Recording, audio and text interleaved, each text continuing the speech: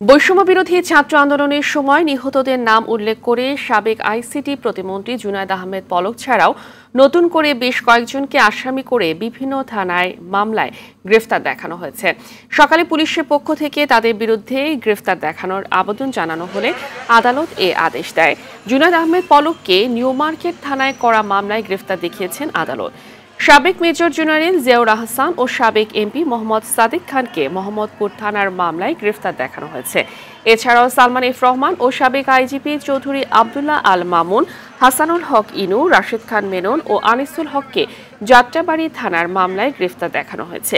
Shea butter ও vitamin E সমৃদ্ধ lily glam beauty soap. Lily, always beautiful.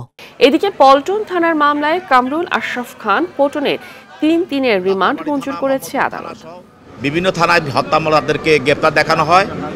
আর আরেকজন আসামি আপনারা জানেন যে কামরুল আশরাফ খান পল্টন, সে একটা নরসিংদীর সাবেক অবৈধ এমপি।